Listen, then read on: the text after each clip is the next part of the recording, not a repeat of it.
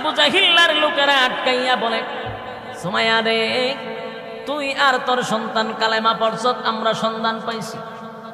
আব্দুল্লাহর পুত্র মুহাম্মদের কালেমা যদি ছেড়ে দেস, কোনো বিপদ আসবে না, মুসিবত আসবে না।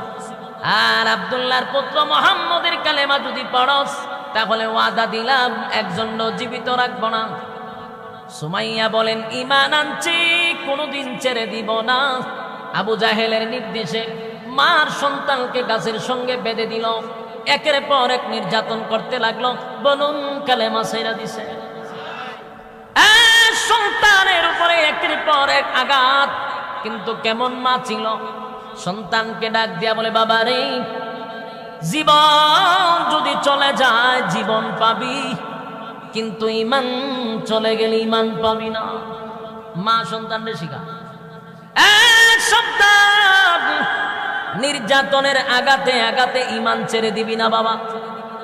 অন্যদিকে মাকে উলঙ্গ করছে সন্তানের সামনে, নাউজুবিল্লাহ।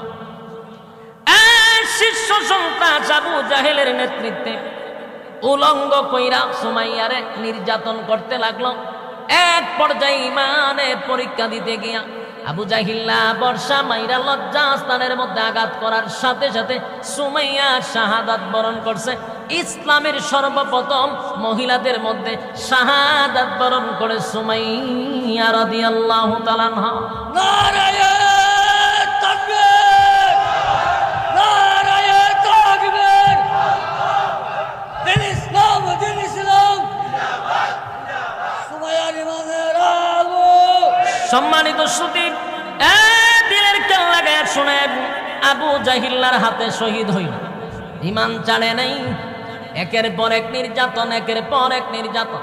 চতুর্দিকে যখন নির্যাতনের স্টিম রুলার চাপা দিল আল্লাহর হাবিব, তখনও তা আল্লাহর নবীর উপরে এখনো টুকনি দেয় নাই, এখনো নবীর উপরে আঘাত করে নাই। কারণ তখনও খাদিজাতুল কুবরা জীবিত ছিল, আবু তালেব জীবিত ছিল, নবীর উপরে এখনো টাচ করে নাই।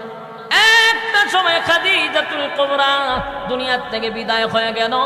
খাদিজাতুল কুবরা শুধু নবীর বিবি ছিল এমনটা নয় গো, নবীর একজন গার্জিয়ান ছিল। খাদিজাতুল কুবরা যেদিকে যাইতো